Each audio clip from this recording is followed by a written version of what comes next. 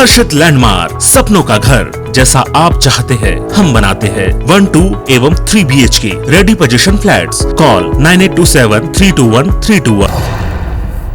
चलिए बुलेटिन में बढ़ेंगे आगे और रुक करेंगे देश दुनिया की तमाम बड़ी खबरों का फास्ट अंदाज में।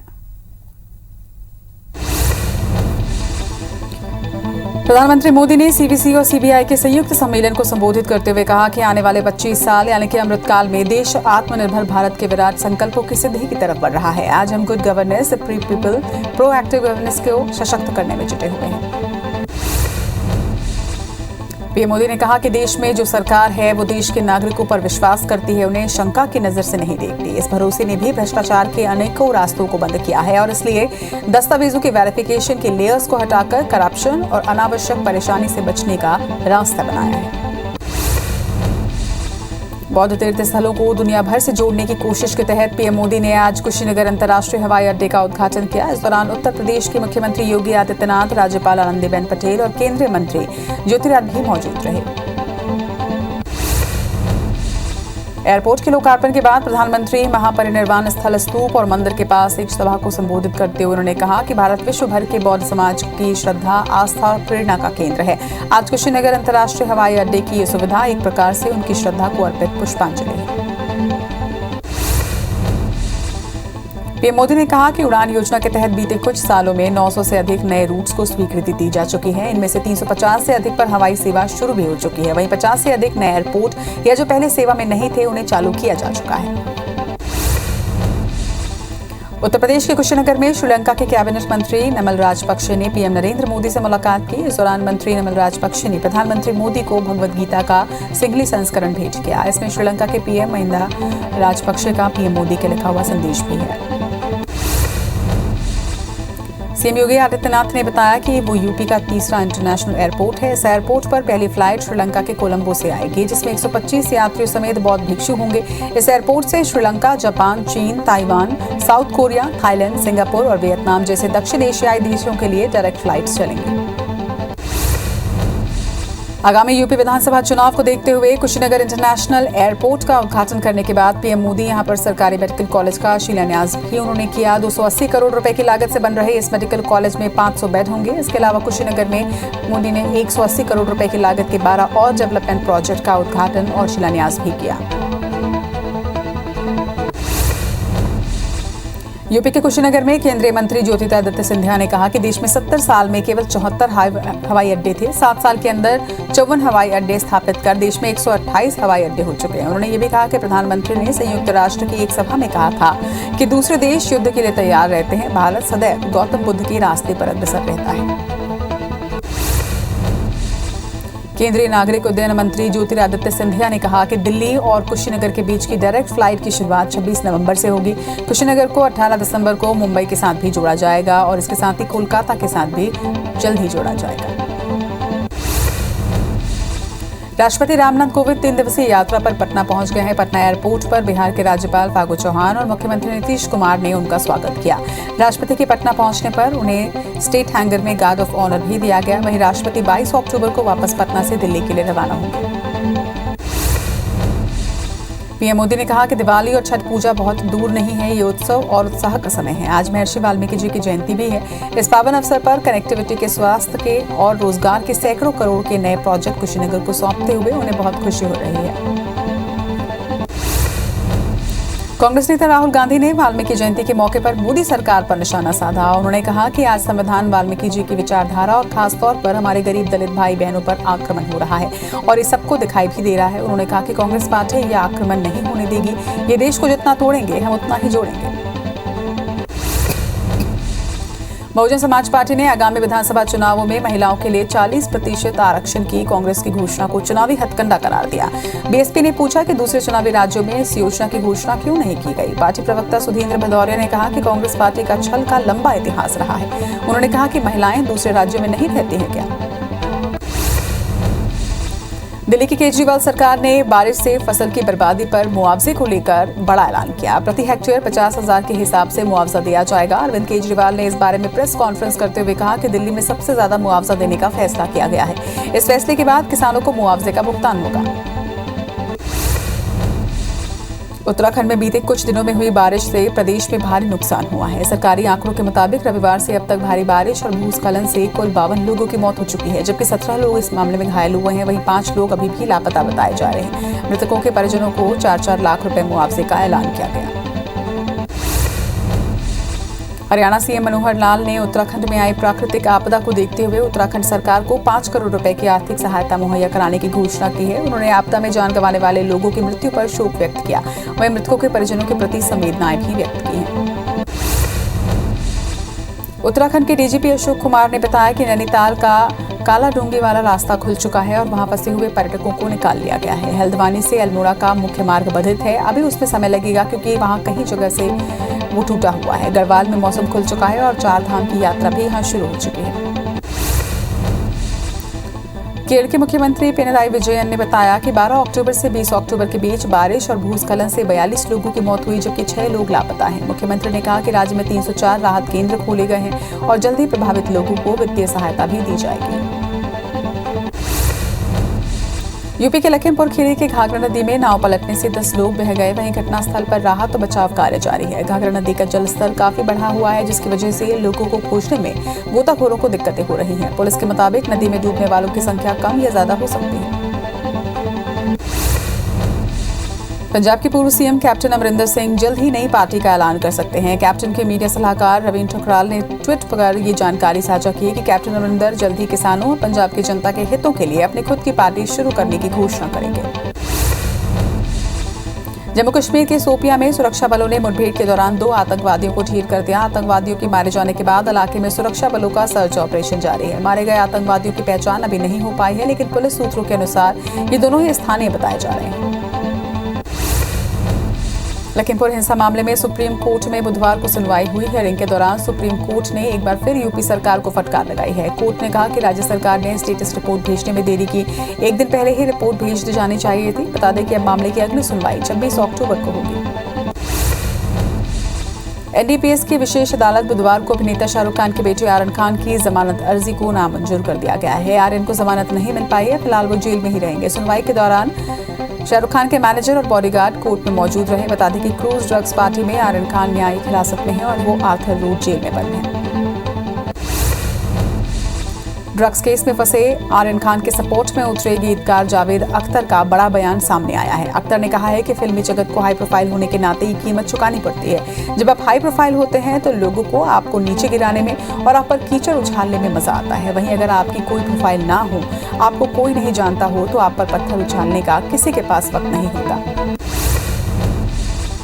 शरद पूर्णिमा के मौके पर श्रद्धालुओं ने प्रयागराज में संगम घाट पर स्नान किया और परिवार की खुशहाली की कामना की। विधि विधान से मां गंगा को जल अर्पण कर दिए जलाए गए। वहीं मान्यता है कि पूर्णिमा पर गंगा स्नान करने से सारे पाप कट जाते हैं।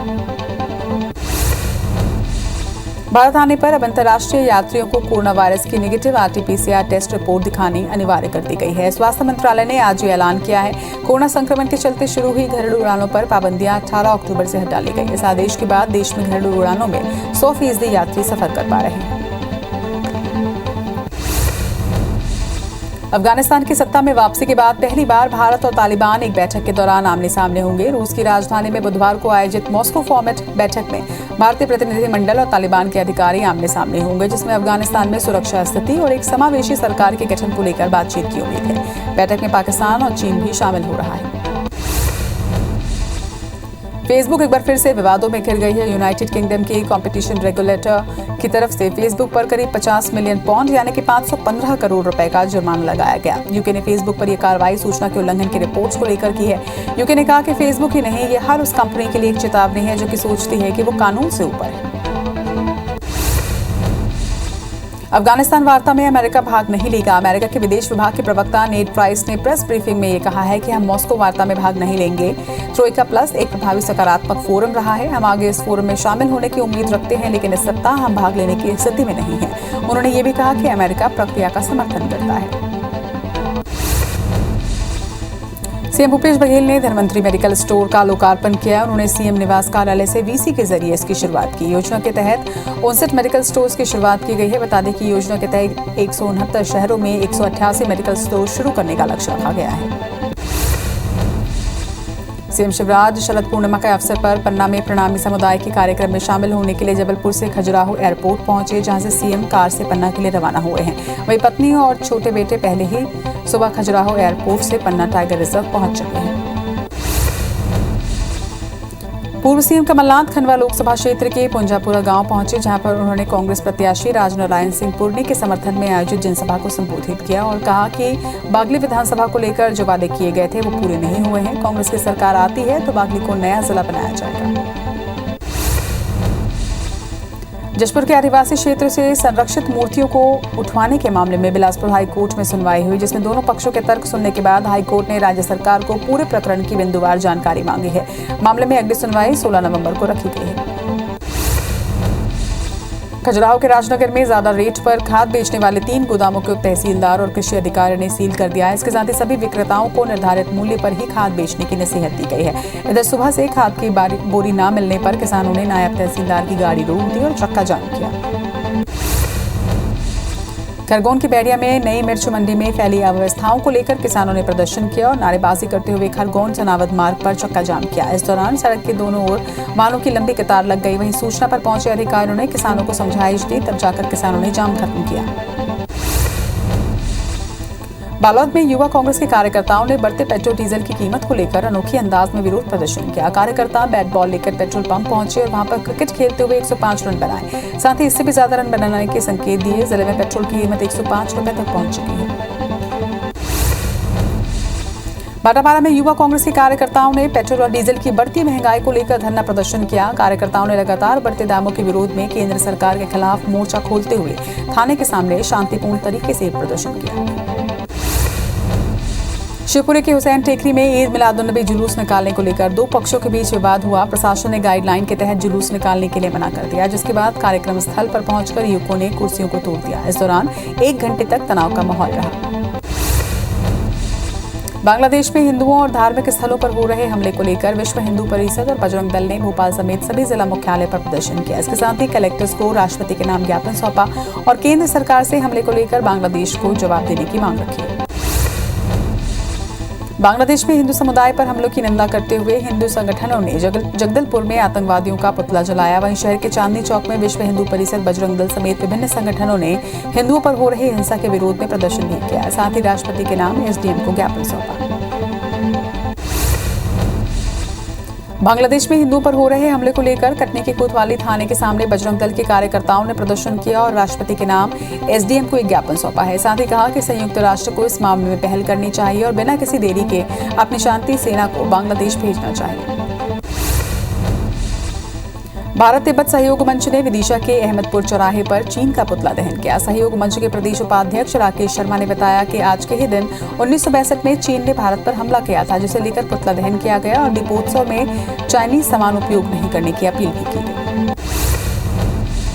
सोशल मीडिया पर आदिवासी समाज के खिलाफ गाली गलौज करने की शिकायत को लेकर समाज के लोग लोरमी थाने पहुंचे, जहां उन्होंने कमलेश निषाद नाम के युवक के खिलाफ कार्रवाई की मांग की है। वहीं युवक की गिरफ्तारी नहीं होने पर गुरवाना समाज के लोगों ने उग्र आंदोलन की चेतावनी भी दी।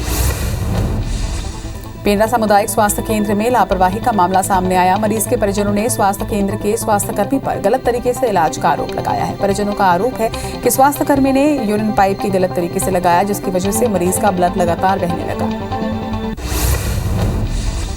बस्तर के भौर सरकारी स्कूल में पदस्थ प्रधान पाठक बंसीलाल सोनी की मौत के 2 साल बाद भी उनकी पत्नी को पेंशन के लिए भटकना पड़ रहा है। इसे लेकर सर्व शिक्षक संघ ने शिक्षा विभाग और बस्तर संभाग के संयुक्त संचालक को पत्र लिखकर मामले का निराकरण करने और दोषी अधिकारी कर्मचारियों पर कार्रवाई की मांग की।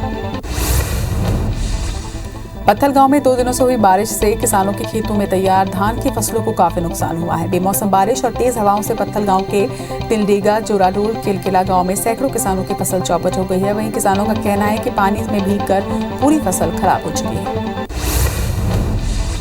पन्ना के टपरा बनौली गांव में आपसी विवाद के चलते 2 लोगों की मौत हो गई है। वहीं घटना की जानकारी मिलते ही पवे विधायक भी मौके पर पहुंचे। पुलिस के मुताबिक मामला प्रेम प्रसंग का था, जिसके चलते महिला और उसके प्रेमी की हत्या कर दी गई। फिलहाल पुलिस मामले की जांच में जुट गई है।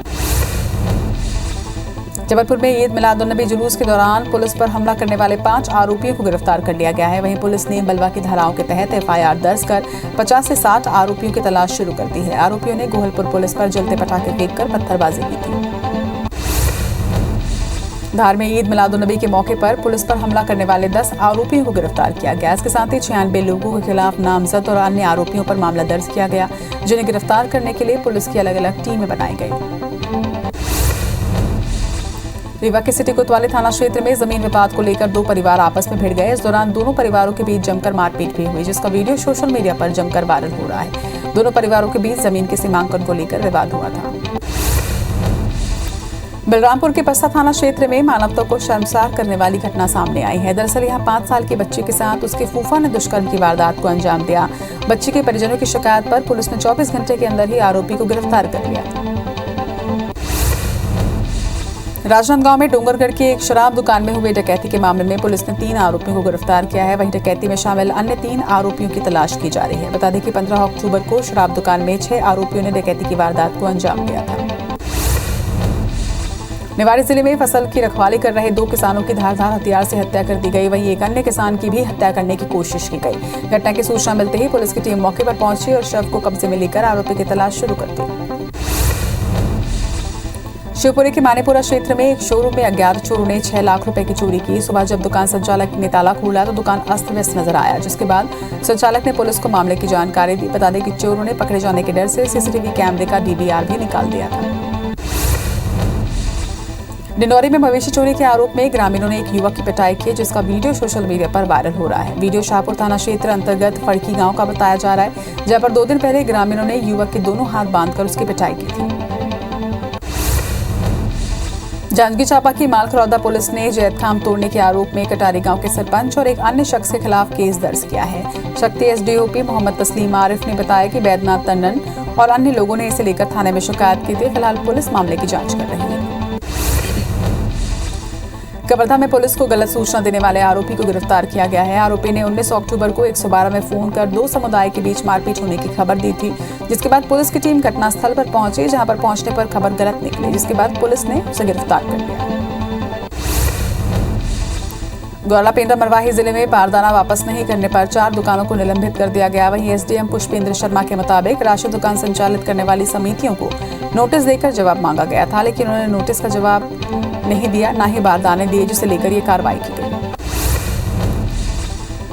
मुरैना की दिमनी में पुराने विवाद के चलते दावत खाकर लौट रहे युवक से 10 से 12 लोग झगड़ा करने लगे, जिसके बाद उस पर फायरिंग कर दी गई, जिससे युवक घायल हो गया, जिसे लोगों ने जिला अस्पताल में भर्ती कराया, जहां से उसे ग्वालियर रेफर किया गया है। वहीं पुलिस ने आरोपियों की तलाश शुरू कर दी है।